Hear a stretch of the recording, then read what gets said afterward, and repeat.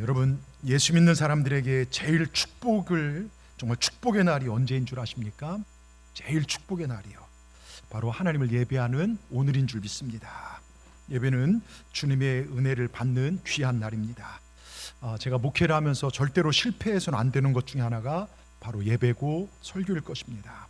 목사가 게을러서 또 부족해서 우리 교인들이 예배하는데 방해를 받는다면, 만약에 우리 교인들 예배가 실패한다고 한다면 저는 목회자로서 실패자일 것입니다. 그래서 평생 짐스러운 것, 그러면서 가장 보람된 것, 가장 행복한 것이 예배일 겁니다. 또 설교일 것입니다.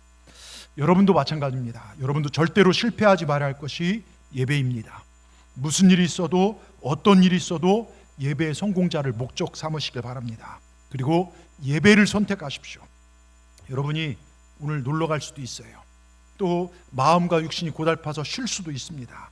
그런데 그 어려움 속에서 예배를 선택한 그 믿음은 하나님께서 보신다는 것입니다. 내가 선택한 그 결과를 하나님께서 보시고 귀하게 여기시고 좋은 것으로 채워주실 줄 믿습니다. 저는 여러분 모두가 예배에 생명 걸고 주일 예배뿐만 아니라 수요 예배도, 금요일의 밤도 자꾸 모이기를 힘쓰시는 여러분 되길 바랍니다. 여러분, 모이는 숫자가요, 믿음의 척도와도 연결된다는 것을 기억하십시오. 옛날 어르신들 그래요. 은혜가 충만하면 모든 예배가 사모하고 기다려지고 가서 예배를 드려요. 근데 은혜가 작아지고 자꾸 세상 일이 바빠지다 보면 주님으로부터 멀어진다는 것이죠. 여러분, 하나님은요, 오늘도 예배한 사람을 찾고 계십니다. 신령과 진정으로 모든 예배를 사모하는 자들, 다윗처럼 왕권이나 이런 것이 아니라 하나님의 성전을 정말 그곳에서 예배를 사모했던 것처럼, 여러분, 그러한 자들이 하나님을 기뻐하게 하는 줄 믿습니다. 저는 여러분들이 정말 하나님을 기뻐하게 하는 예배자가 되기를 주의 이름으로 축원합니다. 제가 존경하는 목사님 중에 교단은 다르지만 김사만 목사님하고 윤석전 목사님, 두 분의 어떤 제가 집회도 참석해보고 그분들의 간증 중에 저한테 큰 은혜가 됐고, 또 중에 하나가 두 분 다 군 시절에 군회를 갔어요. 예배 드려 가기 위해서. 여러분, 그 시절 60년대 말 70년대 초에 군대 예배 간다는 게 지금이야 굉장히 군대가 좋아졌지만 그때는 그게 허용이 안 됐습니다. 갓 부임한 쫄병이 가지 말라겠는데 또 너 가면 죽는다 그래도 죽을지언정 예배 드려 갔습니다. 갔다 와서 맞았는데요, 손발 이건 빠따를 맞았는데요, 정말 얼마나 맞았는지 군복과 살이 피떡이 돼서 붙어버린 거예요. 잘 떨어지지 않을 정도로요. 앉지도 못하고 눕지도 제대로 못할 정도로 고생했고, 대변을 서서 봤답니다. 서서 볼 정도로요. 그래서 고참들이 다시는 안 갈 줄 알았는데 또 나가는 겁니다. 또 맞고, 새벽에도 식당에 가서 혼자 기도하고. 하나님 그 예배 신앙을 보시고요, 하나님께서 이 시대에 큰 정말 주의 종들로 삼아주시고, 오히려 쫄병인 자기 앞에 많은 장성들이 와서 은혜를 받았다는 그 간증을 들은 적이 있어요. 여러분, 신령과 진정으로 예배한다는 것은 예배를 내 삶의 첫 번째로 두는 것입니다. 내 목숨을 잃을지언정, 맞을지언정, 너무 맞아서 힘들지언정, 때론 세상살이에 힘겨울 때도, 경제적 어려움이 내게 닥쳐올지라도, 자녀 문제로, 가정 문제로, 건강 문제로 복잡할 때도 하나님을 예배하는 것, 이거 신령과 진정으로 예배하는 것입니다. 저는요, 목사가 되기 전에 충청도 온양에서 교회 개척을 했습니다. 담임을 했습니다. 개척교회 전도사로 4년 정도 교회를 섬기다 부목사로 갔는데요, 여러분, 설교하는데 문제가 없어요. 신방하고 새벽기도 인도하고 금요 은혜밤하고 매일 나가서 전도합니다. 저희 사모가 만사하게 돼서 저는 은행 앞에, 사모는 시장에서 정말 전도합니다. 사모랑 돌도 안 되는 우리 예진이 큰딸 데리고 시멘트 바닥에서 스티로폴 깔고 12월 한 달 철야를 합니다. 감기를 달고 삽니다. 여름 선교학교 하면서 그 온양의 작은 동네에서 하나님 부흥을 주셨어요. 옆에 동천교회라고 장로교회 큰 교회가 있고, 저쪽에 가면 시원교회라고 감리교회가 있었어요. 그런데 교회학교는 저희들이 더 모이는 겁니다. 왜냐고요? 늘 전도하고, 그때 20만 원 받은 사례를 다 전도하는데, 동네 애들 사주는데 다 드렸습니다. 그렇게 하나님의 은혜로 부흥하고, 여름 선교학교며 저녁에 제가 애들 부흥회를 하는데요, 애들 세워놓고 기도하다 보면 애들이 쓰러지고 방언이 터지고 그랬습니다. 또 복지의 사각지대에 있는 어르신분들, 그쪽 동네가 굉장히 가난한 동네라 자녀들이 신경을 못 쓰고 버리고 간 부모들이 계세요. 근데 주민등록상 자녀 이름이 거기 들어가 있어서 보호받지 못하는 어르신들이 여러 분 사셨습니다. 도시락을 매주일 싸서 갖다 드리고 한 달에 한 번씩은 그분들 온천에 모시고 가서 목욕을 시켜드려요. 집안 청소를 해드려요. 막 찌른내가 쩔어 있습니다. 그리고 점심 될 적 하면요, 손을 꼭 붙잡고 막 아들보다 좋다고. 근데 다 할 수 있는데 한 가지 안 되는 게 있어요. 바로 예배하고 돌아가는 성도들에게 손을 번쩍 들고 지금 우리 주 예수 그리스도의 은혜와 하나님의 사랑과 성령의 교통하심이 하는 이 축도, 하늘의 복을 선언하는 이 강복 선언을 여러분 목사님만 하지 전도사는 할 수가 없습니다. 그래서 그 시간 되면, 예배 마치 시간 되면 빨리 가서 정말 목사 안수를 받아서 손들어서 축도하고 싶은 그 마음에 막 기도하다 말고 손이 막 이렇게 올르락내리락 막 그런 적이 있었어요. 여러분 우리 고린도후서 13장 13절 한번 보겠습니다. 주 예수 그리스도의 은혜와 하나님의 사랑과 성령의 교통하심이 너희 무리와 함께 있을지어다. 이게 축도라가죠. 강복, 하나님의 복을 선언하는. 근데 이게 그렇게 만만하거나 간단한 것이 아니란 거예요. 하나님은요, 신령과 진정으로 예배하는 사람들을 기뻐하십니다. 그 예배자가 너무 소중해서 그냥 세상에 보내지 않으셔요. 하나님 우리에게 주신 많은 복이 있습니다. 그런데 수많은 복 가운데 이것만은 절대 잃어버려는 안 되는 복이 있습니다. 예배하고 갈 때마다 반드시 이것은 간직하고 가야 합니다. 세 가지 복인데 이 세 가지 복 여러분과 제가 받아 누려야 할 복인 줄 믿습니다. 이 복을 받는 사람은 날마다 하나님께서 그 인생을 올라가는 삶으로 만들어 주실 줄 믿습니다. 하나님은요, 예배하고 돌아가는 여러분들이 너무 예뻐서 세 가지 복을 주신데 그게 바로 예수님의 은혜와 하나님의 사랑과 성령님의 교통하심입니다. 여러분 이거 잃어버려서도 안 됩니다. 이거 무너져서도 안 됩니다. 이것 없이 내가 세상에 살 수 없습니다 하는 게 바로 이 세 가지 복입니다. 그런 축도가 얼마나 중요한지 꼭 받고 가시길 바랍니다. 어떤 분들 시간에 쫓겨서요 막 축도하려고 이렇게 하면 눈 감으니까 그때 쓱 빠져나는데 그 예배가 완성된 게 아니에요. 여러분 식사는 매 끼 먹어야 되잖아요. 잠은 매일 자잖아요. 우리 중에요 식사 한 끼만 제대로 안 차려도 막 화내는 분들이 있을 거예요. 여러분 이 세 가지 복은 매주일 예배에서 매주 단위로 확인하고 받아야 됩니다. 이게 안식일을 지키고 예배하고 돌아가는 백성들에게 하나님께서 그 백성들을 얼마나 사랑하는지 아론의 축복을 민수기 6장을 통해서 얘기하잖아요. 제사장들을 통해서 축복을 하는데, 자 민수기 6장 24절 26절 보십시오. 자, 여호와는 너에게 복을 주시고 너를 지키고. 여러분 이게 주님의 마음입니다. 예배하러 올라온 여러분들에게 복을 주시고 세상 가운데 지키길 원하시며, 25절 뭐라고 쓰셨습니까? 여호와는 그 얼굴을 내게 비추사. 여러분 정말로 은혜 여러분 세상 살에 힘들고 지친 여러분들에게 오늘도 하나님의 얼굴이 여러분 한 분 한 분을 보고 계심을 믿으시길 바랍니다. 그리고 하나님 여러분에게 은혜 베푸시길 원하시고, 26절에 여호와는 그 얼굴을 내게로 향하여 여러분 한 분 한 분의 그 얼굴을 비추사 평강 주시길 원하노라. 여러분 구약의 성도들이 이 복을 받았습니다. 여러분 신약교회 성도님들은요 예배드리고 돌아갈 때에 축도로 일컬어지는 고린도후서 13장 13절 사도 바울의 축도를 받고 세상으로 나가게 됐어요. 자 여러분 우리가 구원받아 이 땅에 살아가는 목적이 무엇일까요? 가장 중요한 이유가 무엇일까요? 그 첫 번째 목적은 예배하는 데 있습니다. 자, 하나님께서 믿음의 백성들을 불러냅니다. 아브라함을 제일 먼저 부르지요. 예배하는 백성을 살라는 거예요. 아브라함은 가는 데마다 제단을 쌓아서 하나님 영광 올려드립니다. 자, 아브라함이 부름받을 때 아브라함을 따라왔던 조카 롯이 있어요. 자, 롯, 아브라함과 롯. 근데 하나님의 은혜로 다 부자가 됐어요.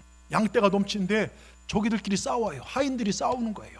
아브라함은 싸우는 걸 싫어해요. 여러분 성도는 싸우는 거 좋아해서는 안 됩니다. 하나님 싸우는 걸 싫어하십니다. 여러분 그래서 야 네가 동하면 내가 서하고 네가 남하면 내가 북할게. 너 땅을 골라 그랬더니 여러분 롯은요 조건을 따라 어딜 고릅니까? 소돔과 고모라 땅. 그 당시 눈에 보이는데 너무 화려한 정말 좋은 땅입니다. 살만한 곳입니다. 근데 여러분 꼭 기억하세요. 사람들이 좋다고 생각하고 세상이 좋다고 좋은 것이 좋은 게 아니라는 것. 이거 꼭 기억하셔야 돼요. 아시겠습니까? 여러분 전쟁으로 포로가 된 땅이고요 나중에는 롯과 식구들 외에 다 죽어요. 하나님 심판을 내려서 그 소돔과 고모라 땅을 멸절을 시킵니다. 유황불로 초토화된 땅입니다. 근데 아브라함 보십시오. 그냥 말씀대로 순종합니다. 어디가 좋고 나쁘고 눈에 그게 없어요. 가는 곳마다 하나님을 예배합니다. 아브라함 어떻게 보면 대책이 없는 사람입니다. 근데 하나님이 대책이셨습니다.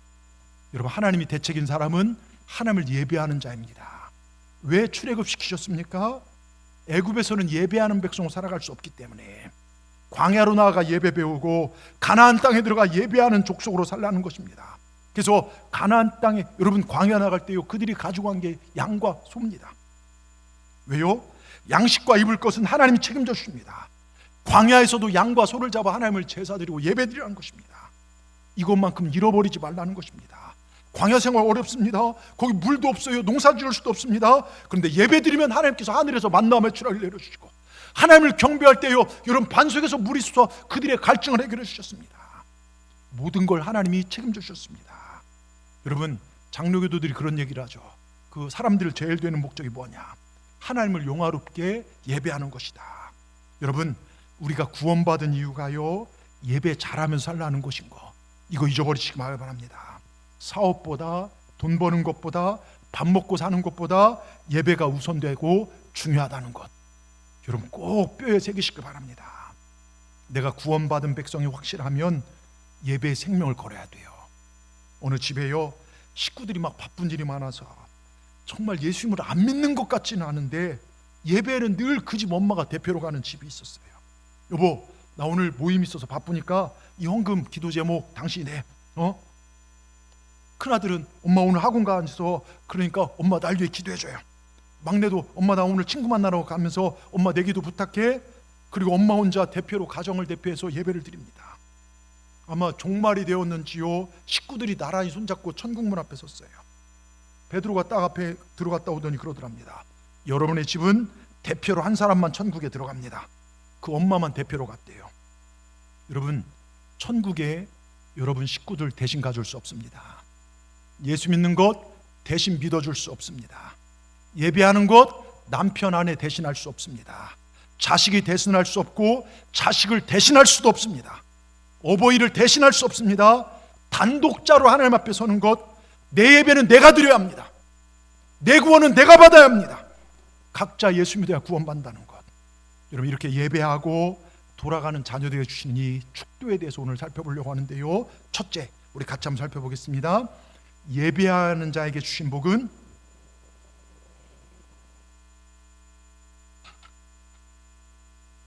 여러분 우리가 이 땅에 살아가게 될 때 우리가 받았으면 좋겠다고 하는 소원이 많이 있지만 가장 중요한 게 주님의 은혜를 받아야 돼요.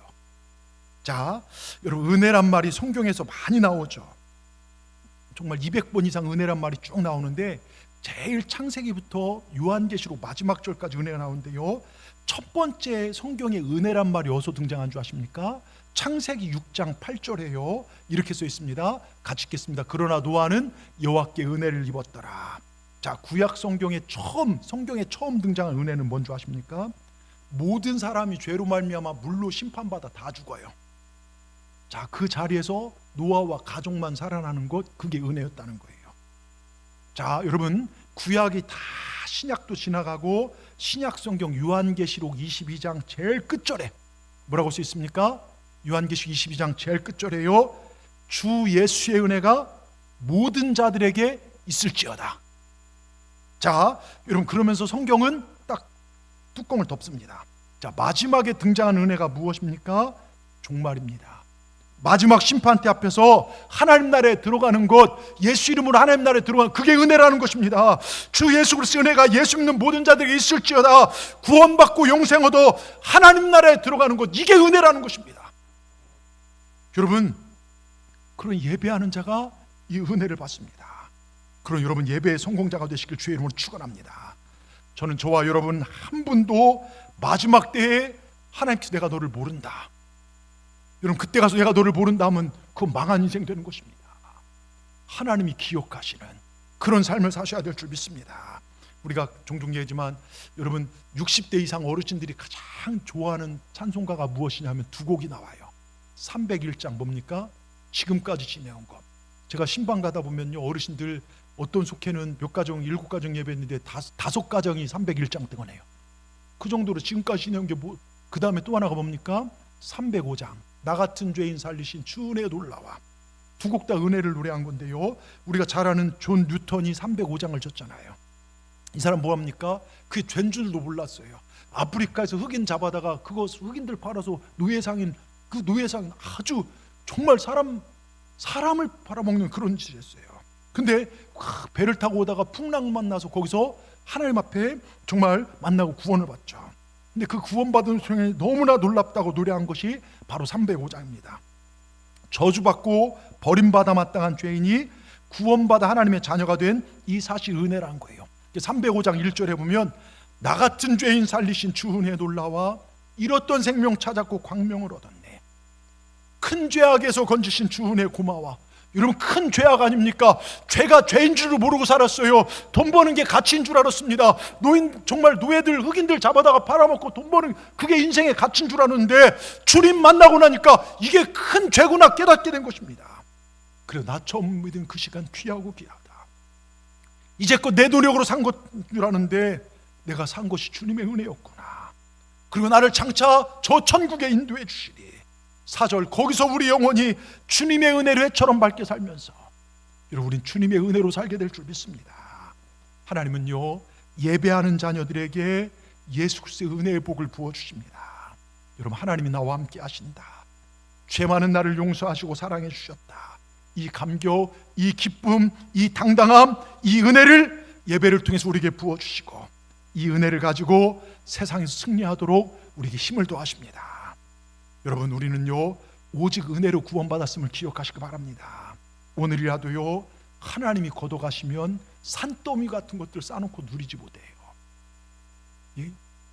여러분, 정말 하나님이 은혜 베푸시지 않으면요, 우린 육체를 가지고, 제가 보니까 육체를 가지고 땅을 밟고 살아가요. 매일 밥을 먹고 옷을 입고 출근하고 공부하고 살아갑니다. 근데 우리의 관심은 그래서 땅이 전부일 때가 많아요. 그래서 복 받았다, 은혜 받았다, 그랬을 때 돈 많이 벌고 잘 살고 건강하게 살고 이런 것들이 복의 전부인 줄 알고 살 때가 많아요. 아닙니다. 예수 그리스도의 은혜는 우리를 구원하신 은혜입니다. 그걸 포함해서 더 큰 은혜입니다.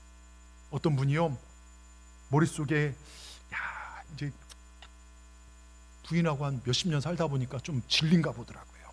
그래서 젊은 부인하고 살아봤으면 좋겠다, 그 생각이 들더랍니다. 환갑 지나고 난 다음에 혼자 그렇게 생각했대요. 그런 거 얘기하면 마주 죽잖아요. 그래서 속으로 한 20살쯤 젊은 부인하고 살아봤으면 좋겠다. 그래서 그 생각이 머릿속을 지나가는데 꿈속에 천사가 나타나더니 그러더래요. 아들아, 네가 평생 그걸 원하니 내가 응답을 해주마. 내일 아침 되면 너는 20살 젊은 부인하고 살게 될 것이다. 그게 너무 기뻐서 눈을 딱 떠지 보니까요, 자기가 80살이 됐더래요. 부인은 60살이랍니다. 그래서 20살 젊은 부인하고 며칠 못 살다 죽었답니다. 여러분, 기도 잘 하셔야 돼요. 엉뚱한 것도 구하지 마시고요, 땅의 것들로만 사는 것이 아니라 우리 은혜로 사는 존재임을 기억하시기 바랍니다.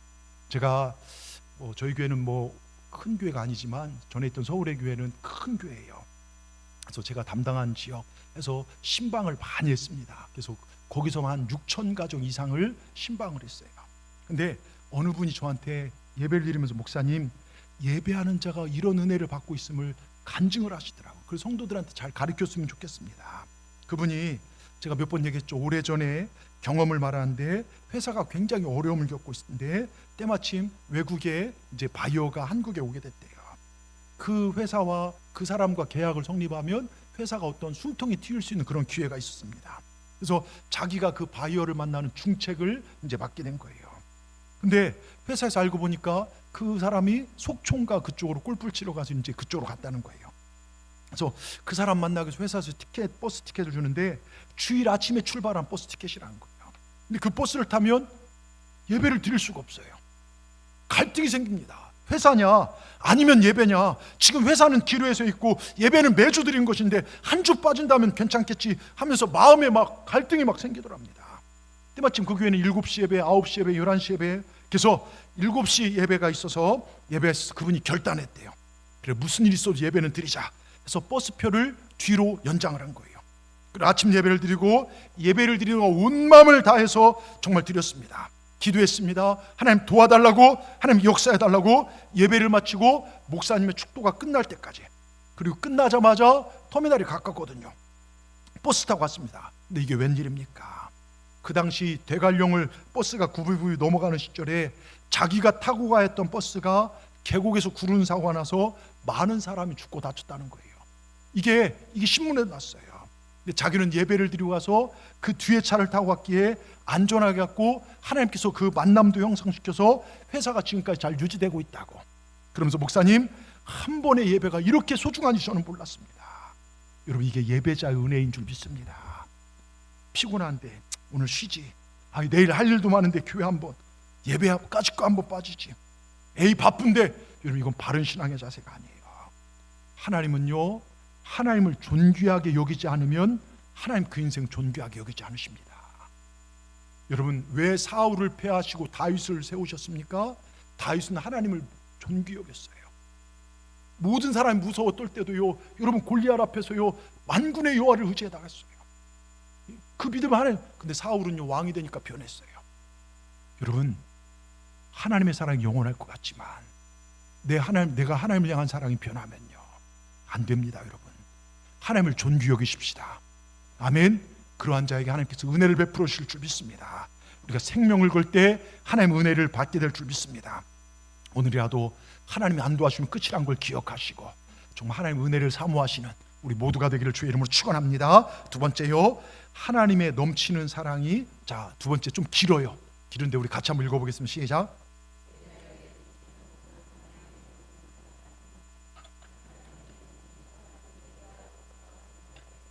그래요. 하나님의 넘친 사랑이 예배자에게 주어집니다. 자, 여러분, 나를 사랑하는 하나님이 도대체 누구실까요? 예? 전능자 그 하나님이 누구십니까? 천지를 창조하신 분이십니다. 하늘과 땅과 이번 생과 우리 다음 생, 우리를 천국으로 영원히 인도하실 분이십니다. 여러분, 그토록 높고 높으신 그분이 사랑받을 자격도 가치도 없는 나를 사랑하신다고 말씀하십니다. 그 사랑이 어떻게 표현된 줄 아십니까? 한 분밖에 안 계신 독생자 예수를 죽이셔까지도 날 사랑하신다고 하십니다. 왜 그럴까요? 여러분, 내 삶이 이뻐서요, 잘생겨서요, 여러분 그래 사랑한 것이 아닙니다. 내가 많이 배우고 덕망이 높고 좋은 일 많이 해서 나를 사랑하는 게 아닙니다. 무엇인가 우리가 하나님을 감동시켜 나를 사랑한 것이 아닙니다. 여러분, 우리가 어떤 존재입니까? 내가 그분의 자녀가 될 자격이 있습니까? 내가 이 땅에 주님의 사랑을 받을 만한 가치가 있는 존재입니까? 주님과 교제할 만한 위치가 된 존재입니까? 여러분, 하나님이 나를 사랑해서 하나님이 돌아가는 유익이라도 있을까요? 없습니다. 여러분, 제가 가만 생각해 보니까요, 제가 굉장히 나쁜 놈이더라고요. 제가 얼마나 나쁜 놈인 줄 아십니까? 예수님 죽으셔야 구원받을 만큼 나쁜 놈이더라고요. 예수님을 십자가에 죽어야만 살 만큼 나쁜 놈이 저더라고요. 근데 또 반면에 얼마나 제가 소중한 존재인 줄 아십니까? 하나님은 독생자 예수를 죽여서라도 나를 살려야 될 만큼 소중한 존재가 저더라고요. 여러분, 똑같습니다. 여러분, 하나님이 우리를 사랑하셔서요, 여러분 지금 사는 집 주신 게 아니에요. 여러분 사랑하셔 어느 날 불러서 통장 하나 주면서 내가 너 사랑하니까 이걸로 그냥 노후 써라. 여러분, 그게 아닙니다. 하나님 여러분 사랑하셔서 부르더니 어느 날 막 다이아 반지, 그런 분이 아니에요. 하나님 사랑하셔서요 주 예수를 우리에게 주셨습니다. 그래서 제가 종종 말씀드리죠. 그리고 예수님은요 내 죄를 지시고 십자가에 죽으시고, 그리고 우리는 그걸 믿음으로 구원을 받았습니다. 그래서 많은 목사님들 그러잖아요. 구원의 값이 얼마라고요? 우린 예수님짜리라는 거예요. 예수님의 값을 지불하고 사셨습니다. 우린 예수님짜리 인생입니다. 그런 우리 인생은요 예배의 삶을 살아야 될 줄 믿습니다. 여러분, 금요일날 그 이스라엘 팔레스타인 선교사님 그런 얘기를 해요. 팔레스타인들에게 복음을 전했는데 예수님을 영접했어요. 여러분, 아랍권이나 무슬림이 예수님을 영접했다는 것은요 단순히 그들은 신분증에 종교가 들어가요. 기독교인 되면요, 여러분 이거 집에서요 부모가 명예살인으로 죽일 수도 있어요. 그리고 모든 직장, 취업 다 안 돼요. 그래도 너 그리스도인이 살 거냐? 아멘 산다는 거예요. 예수님이 나를 위해 십자가 죽으시고 부활하신 나를 믿는다는 겁니다. 여러분, 이게 믿음입니다. 여러분, 정말 우리가 진짜 예배의 인생을 산다는 것은 바로 그겁니다. 주님이 나를 위해 목숨을 내어놓으신 것처럼 나도 주님을 위해 예배하는 일에 목숨을 걸어야 합니다. 여러분, 이렇게 예배하는 자에게 주신 것이 주님의 사랑입니다. 그래서 예배는 그 사랑을 깨닫고 확증하는 거예요. 여러분, 오늘 꼭 깨달으시길 바랍니다. 하나님 나를 얼마나 소중하게 여기고 하나님 나를 얼마나 사랑하신지 말입니다. 그래서 이번 부흥성회를 통해서 둘째 날 저녁에 하나님께서 기뻐하신 마음에 느껴지는데요, 얼마나 행복한지 몰랐어요. 여러분, 이 기쁨과 설레임을 여러분 느끼시길 바랍니다. 여러분, 성경이 말하는 사랑이 뭘까요? 요즘 대부분 세상의 노래가 사랑이 주제일 거예요. 그리고 세상에서 정의가 제일 많은 게 있다면 사랑일 것입니다. 성경이 말한 사랑이 뭘까요? 성경이 말한 사랑은요, 나를 죽여 상대를 살리는 세크리파이스, 희생이 있는 사랑입니다. 여러분 보세요. 사랑은요, 함께 있어줄 가치가 없는 사람과 함께 있어주는 거예요. 우리가 왜 선교를 갑니까? 우리가 왜 이 동네 어려운 곳 구제를 하고 정말 고쳐주기도 하고 왜 그런 일 합니까? 여러분 보세요. 하나님께서 인간의 몸을 입고 이 땅에 오셨어요. 그게 임마누엘입니다. 임마누엘이 무슨 뜻입니까? 하나님이 나와 함께 한다는 거예요. 함께 있어줄 가치가 없는 나지만 하나님이 나를 사랑하셔서 나와 함께 하신다는 것. 여러분 그렇게 소중한 존재입니다. 여러분 보세요. 이 사랑은 구원론적 사랑입니다. 하나님께서 아무 조건 없이 우리를 사랑하신 그 사랑, 우리를 살리시기 위해 독생자 예수를 죽이신 그 사랑, 그 아가페의 사랑을 설명하는 게 요한서에 쭉 요한 1, 2, 3서에 나오는데요, 특별히 요한 1서에 보면 이렇게 정의를 간단하게 내립니다. 독생자 예수가 이 땅에 와서 나 대신 죽은 게 사랑이다. 그분을 믿고 구원받고 내가 살아난 게 사랑이다라고 말합니다. 여러분 우리 이런 사랑받은 존재입니다. 믿으시길 바랍니다. 제가 극동방송 진행 중에 청소년 사역을 하시는 그 목사님하고 통화를 하고 그분의 설교를 잠깐 들은 적이 있는데요, 그분의 외침이 제 마음에 확 자리 잡힌 게 한 가지가 있어요. 그분이 에스겔 16장 6절 말씀으로 짤막한 말씀을 전하는데, 에스겔 16장 6절 한번 보십시다. 같이 한번 읽겠습니다. 내가 내 곁으로 지나갈 때에 네가 피투성이가 되어 발짓하는 걸 보고 내게 이르기를 너는 피투성이라도 살아있으라. 다시 이르기를 너는 피투성이라도 살아있으라. 자, 여러분 어떤 사람이 길을 가다 보니까 어디선가 애기 울음소리가 들려요. 가보니까 버려진 애기가 피투성이 되어서 발짓하면서 살아있는 거예요. 그대로 버려가면 누가 돌아볼 수가 없고 애는 죽어버릴 겁니다. 누군가 돌봐줘야 합니다. 그런데 그 사람의 애기를 돌봐주는 거예요. 그러면서 하는 말이 너 피투성이라도 살라. 너는 소중한 존재다. 여러분 피투성이 이스라엘 백성을 말해요. 그리고 그걸 살리는 분은 하나님이시라는 겁니다. 여러분 이 말씀이 우리에게 주신 말씀입니다. 여러분 삶이 여러분 피투성이가 될 정도로 어렵지만 여러분 죽지 말고 살라는 것입니다. 포기하지 말고 살라는 것입니다. 내가 믿음 안에만 있으면 내가 너의 인생을 책임져 주마. 이게 주님의 음성입니다. 네가 얼마나 존귀한 존재인지 너는 알아라. 네가 비록 세상에서 버림받고 아무것도 못하고 아무 쓸모없다고 생각할지라도 너는 나에게 있어서 최고로 소중한 존재다. 내가 너를 살리겠다. 이게 하나님의 사랑입니다. 나는 너를 반드시 승리케 할 것이다. 이게 하나님의 의지입니다. 여러분 한 분 한 분 얼마나 소중한 존재임을 기억하시기 바랍니다. 여러분 그러면서 그 목사님이 그 얘기를 해요. 자기 교회 청소년들이 몇 명이 다니는데 다들 어렵다는 것입니다. 하나인 아빠가 부도나서 피투성입니다. 또 다른 아이는 엄마가 암에 걸렸습니다. 또 다른 아이는 엄마가 자기를 버렸습니다. 집이 나가버려서 어려워서 도망갔습니다. 살 길이 막막합니다. 또 다른 아이는 얼마 전 아버지가 돌아가셨습니다. 자기가 혼자 모든 삶을 꾸려가야 합니다. 그런데 애들이 어둡지가 않아요. 박습니다. 나는 아빠가 부도나서 우리 집은 가난해. 나는 엄마가 정말 우리를 버렸어. 우리는 엄마는 암이야. 이런 것들 때문에 애들이 인상 쓰는 게 아니라 그들이 교회 와서 주님의 사랑을 깨닫고 말씀을 들으면서 예배를 하면서 그럼에도 불구하고 나를 사랑하신 주님만을 붙잡고 살아가는 아이들, 삶은 피투성이 같은 현실이지만 살아있으라는 말씀 붙잡고 사는 아이들, 여러분 이게 진짜 믿음이라는 것이죠. 여러분 우리도 마찬가지예요. 뜻대로 안 될 때도 많아요. 힘들 때도 있어요. 여러분 지금 내 삶이 만신창이 같이 피투성이 된 분도 계실 겁니다. 여러분 피투성이라도 살아 계십시오. 십자가의 주님을 붙잡으십시오. 여러분 지금 어려워도요, 주님 붙잡으면 우린 반드시 승리할 것입니다. 요한일서 4장 9절에요 하나님의 사랑이 끝난 게 아닙니다. 뭐라고 할 수 있습니까? 하나님의 사랑이 우리에게 이렇게 나타난 바 되었으니 하나님이 자기의 독생자를 세상에 보내심은 그로 말미암아 우리를 살리려 하심이라. 하나님 우리를 살리려 하시려고 예수님을 보내셨습니다. 하나님의 사랑은 예수님을 보내신 사랑입니다. 원수 마귀는 우리를 죽이려 하지만 예수님을 우리를 살리십니다. 생명을 얻되 풍성히 주신 분이 우리 하나님이심을 여러분 잊지 마시길 바랍니다. 여러분 하나님의 사랑을 보십시오. 예배하고 돌아가는 하나님 백성들에게 내가 너를 얼마나 사랑하는지 아니? 나는 내 아들 독생자 예수를 널 위해 내어주었다. 너 대신 내 아들 예수가 죽었다. 그만큼 너는 내게 소중한 존재들이다. 이 세상 살아갈 때 내 자녀로 당당하게 살아라. 너는 내 자녀다. 내가 너와 함께 한단다. 내가 너를 절대로 버리지 않는다. 네가 실수하고 넘어져도 내가 용서할 것이고, 네가 내 안에 있으면 내가 다시 일으킬 것이다. 세상 끝날까지 너를 사랑하고 지켜낼 것이다. 힘을 내라. 여러분, 이것이 주님의 마음인 줄 믿습니다. 이게 하나님의 사랑입니다. 적어도 오늘 이 성전에서 예배하고 돌아간 여러분들, 이 주님의 사랑을 확증하시고 돌아가시길 주의 이름으로 축원합니다. 끝으로요, 예배자에게 주시는 세 번째 복이 성령의 역사하심, 교통하심입니다. 그래서 우리 축도할 때 저는 성령의 역사하심, 오늘 목사님 성령의 역사, 교통 다 비슷한 말인데요. 여러분, 교통이 뭐냐? 교통이 말 그대로 교통이에요. 대중교통, 무슨 교통 그런 것처럼요.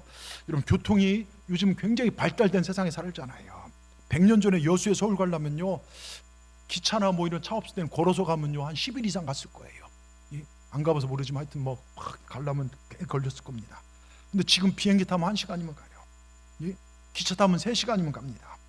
여러분, 우린 강원도 특산물을 여수에서 먹을 수 있고, 여수에서 오늘 아침에 잡은 낙지를 저 서울에 아침에 싣고 가서 거기서 먹을 수도 있고요.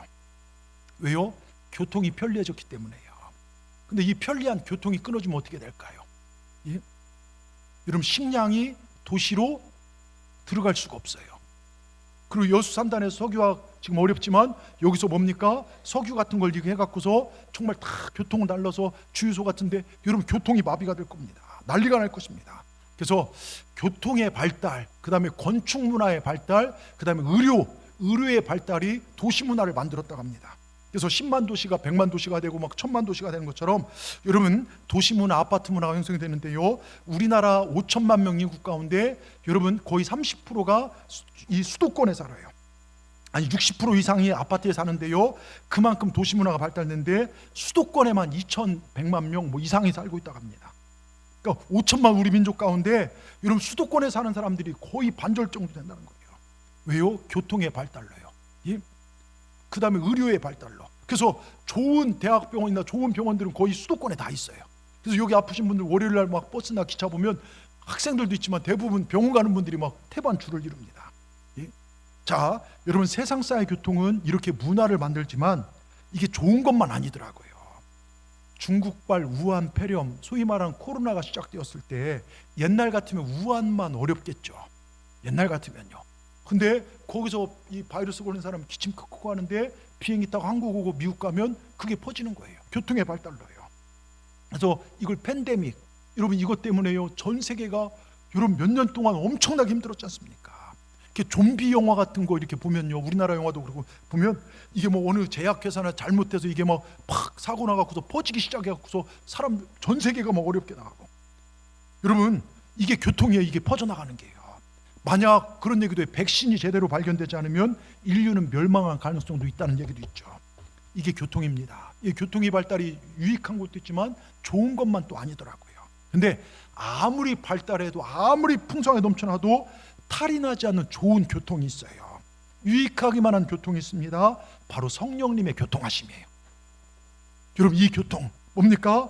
우리가 하나님의 자녀가 되어서 하늘과 우리가 교통하고 살아가는 것, 내 기도가 하늘로 올려지고 하나님의 사랑이 예배를 통해서 내게 부어지고 내 찬양을 통하여, 기도를 통하여 하나님 앞에 영광 올려드리고 말씀을 통하여 우리 가운데 쏟아지는 것, 이게 성령의 교통하심이에요. 여러분, 가슴 뛰지 않습니까?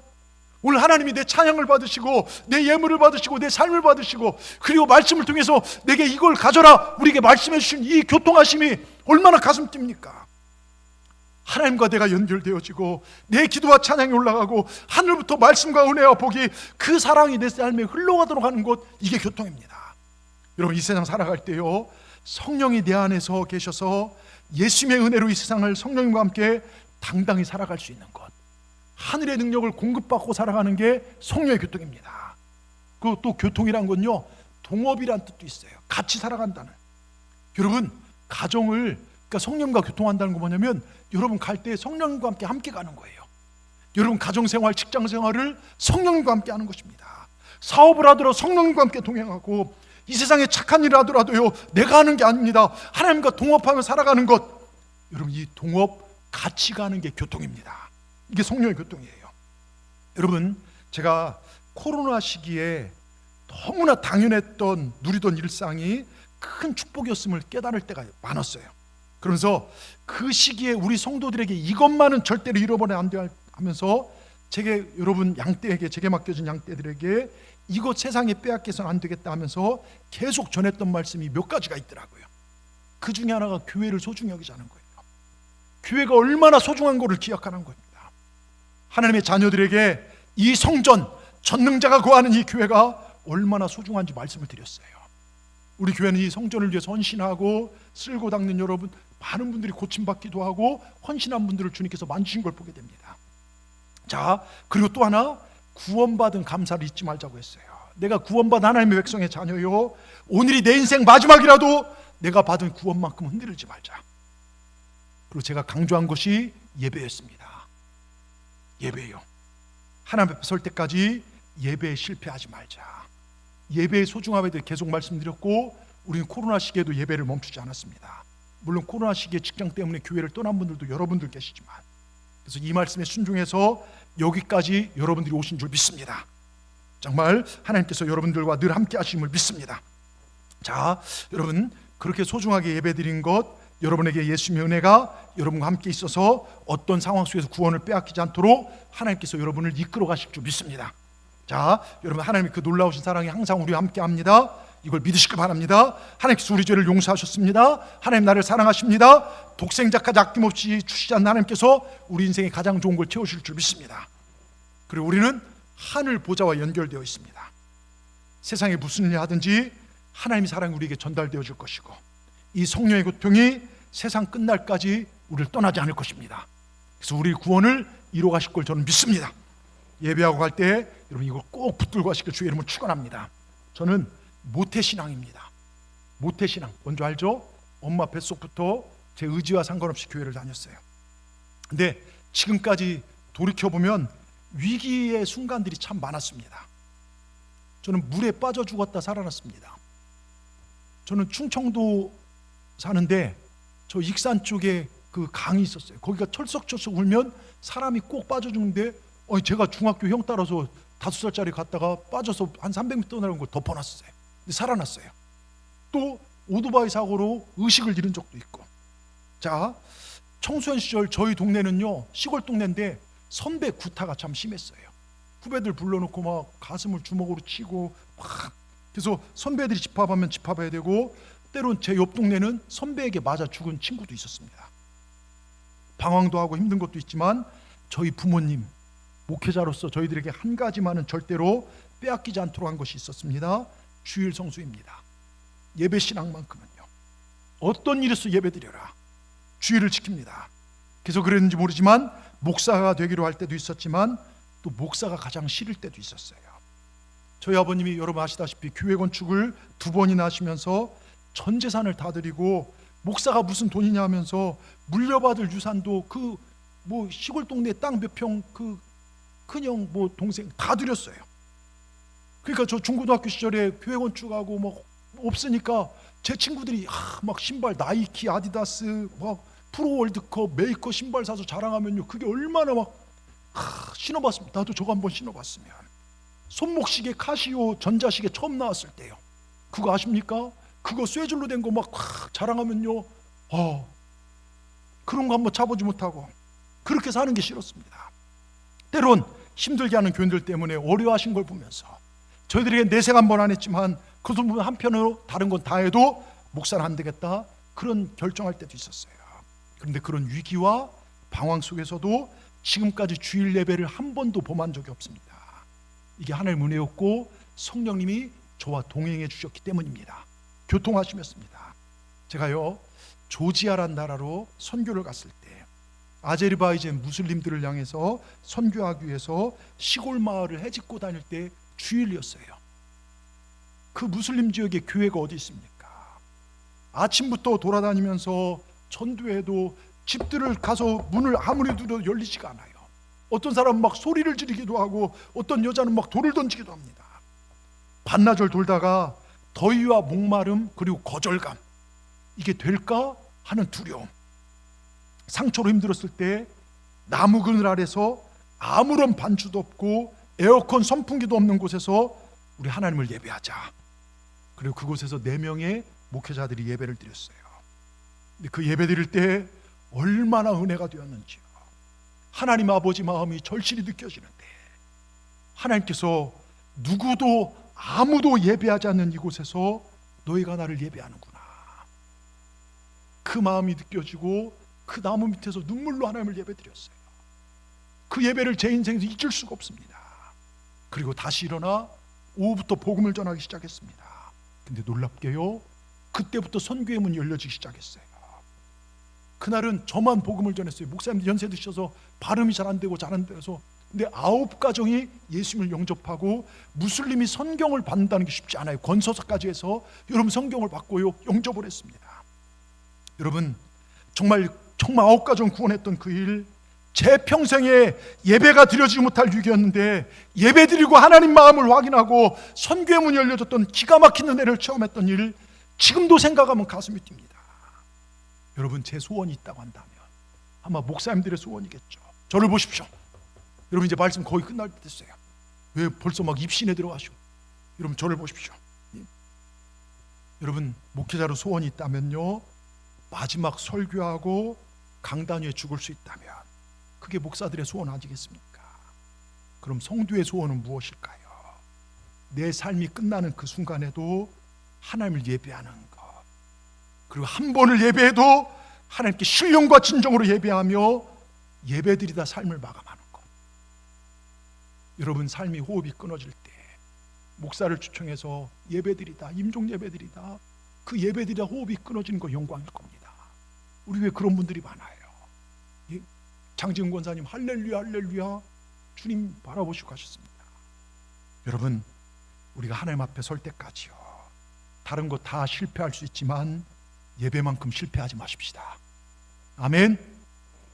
여러분 주 예수 그리스도의 은혜와 하나님의 사랑과 성령의 교통하심이 너희와 함께 있을지어다. 우리 다 같이 큰 소리 아멘 하십시다. 기도하겠습니다. 하나님 감사합니다. 하나님께서 우리를 얼마나 사랑하신지 독생자까지 죽이셔서 우리를 살리셨습니다. 우린 정말 나쁜 존재들입니다. 독생자 예수를 죽이지 않으면 살 수 없는 존재이기 때문입니다. 반면에 독생자 예수를 죽이실 만큼 우린 하나님께 귀하고 사랑스러운 존재임을 깨닫습니다. 주여, 이렇게 큰 사랑받은 우리가 환경과 여건에 흔들리지 않고 주님을 예배하며 나가게 하여 주시옵소서. 우리가 예배하며 나갈 때 우리 하나님 우리에게 꼭 필요한 은혜를 도와주시고 그 풍성하신 사랑 우리를 감싸주시며 성령님의 내주하심과 교통하심으로 우리 인생을 복되게 하실 줄 믿습니다. 우리가 이러한 복을 매주 받아 누리는 우리 모두가 되게 하여 주시옵소서. 예수님의 이름으로 감사하며 기도드리옵나이다. 아멘.